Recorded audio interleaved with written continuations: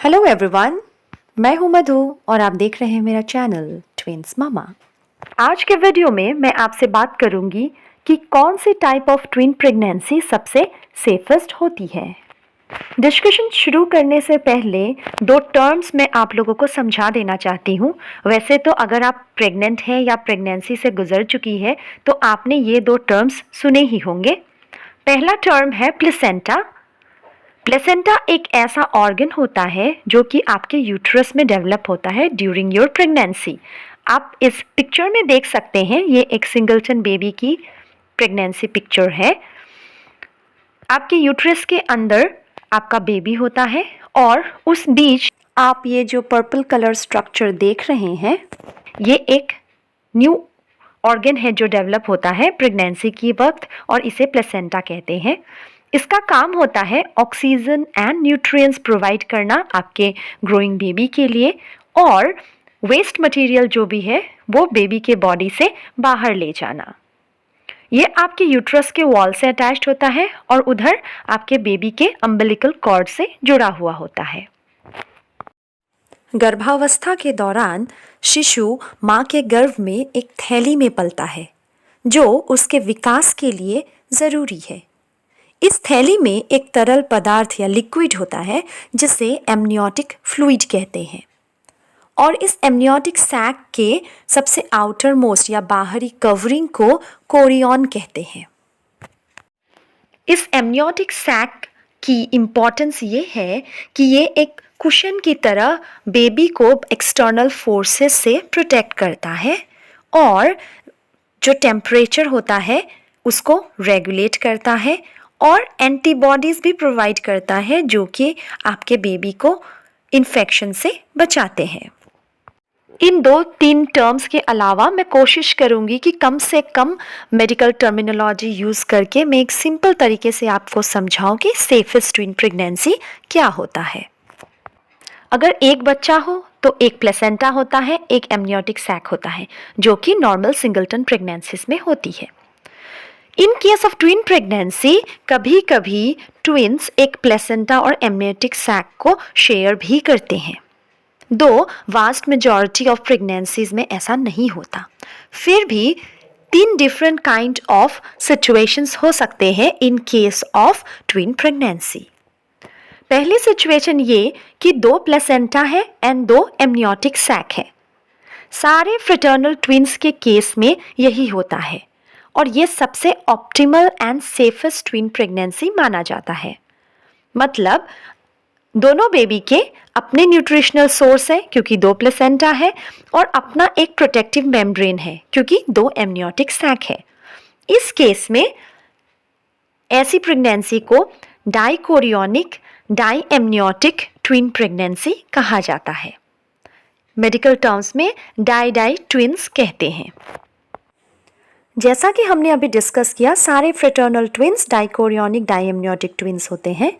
इसके अलावा 30% identical twins भी डाइकोरियोनिक डाई एमनियोटिक ट्विन्स हो सकते हैं अगर फर्टिलाइजेशन के बाद तुरंत ही जाइगोट स्प्लिट हो गया हो और सेपरेटली उसने खुद को यूट्रस में इम्प्लांट कर लिया हो और दोनों के पास अपना अपना प्लेसेंटा और एमनियोटिक सैक बिल्ड हो गया हो।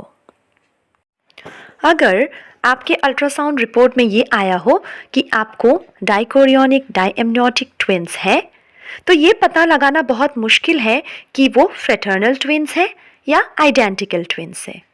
बस डीएनए टेस्ट ही ये श्योर करके बता सकते हैं वेदर दे आर आइडेंटिकल और फ्रेटर्नल। अदरवाइज आपको बेबी के बर्थ तक का इंतज़ार करना पड़ेगा। दूसरा सिचुएशन होता है जब एक प्लेसेंटा हो और दो एमनियोटिक सैक हो। ये डेफिनेटली आइडेंटिकल ट्विन्स के केसेस में ही होता है और इसे हम मोनोकोरियोनिक डाई एमनियोटिक ट्विन्स कहते हैं।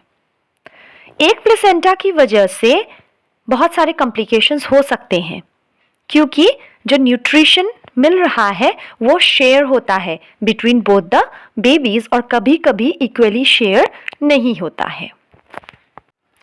थर्ड सिचुएशन हो सकता है जब प्लेसेंटा भी एक हो और एमनियोटिक सैक भी एक हो।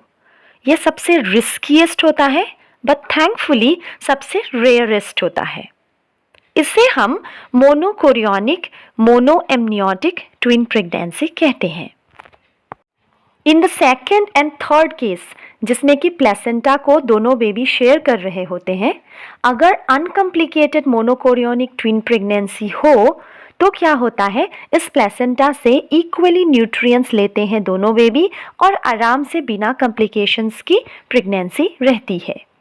लेकिन इन 1/3 ऑफ मोनोकोरियोनिक ट्विन प्रेगनेंसीज ये शेयरिंग इक्वल नहीं होती, तो इसकी वजह से बहुत सारे कॉम्प्लिकेशंस आ सकते हैं। एक चौथा कंडीशन हो सकता है जबकि बेबीज बस प्लेसेंटा और एमनियोटिक सैक को ही शेयर नहीं करते, बल्कि एक दूसरे से जुड़े हुए होते हैं।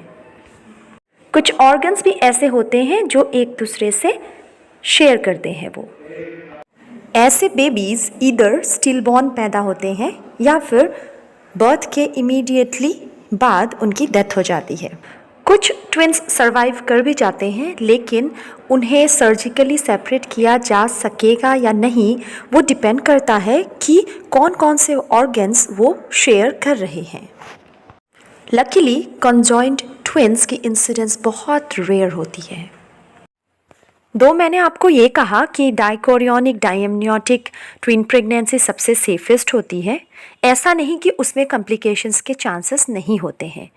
ये एक बहुत ही वास्ट टॉपिक है जिसके बारे में मैं फ्यूचर में वीडियोस बनाऊंगी about the general complications which can happen, और इसके डिटेल डिस्कशन भी करूंगी। सो आई होप आपको समझ आ गया होगा कि 3 डिफरेंट टाइप्स ऑफ सिचुएशंस कैसे कैसे हो सकते हैं in case of twin pregnancies, और एक चौथा टाइप भी हो सकता है जिसे हम कहते हैं कॉन्जॉइंट ट्विन्स, जो कि सबसे ज़्यादा रिस्कीएस्ट होता है। अगर आगे भी आप ऐसे ही ट्विन प्रेगनेंसी रिलेटेड वीडियोस देखना पसंद करेंगे तो काइंडली मेरे चैनल को सब्सक्राइब कर लीजिए और लाइक, शेयर एंड कमेंट ज़रूर कीजिए। इससे मुझे प्रेरणा मिलती है ऐसे और वीडियोस बनाने की।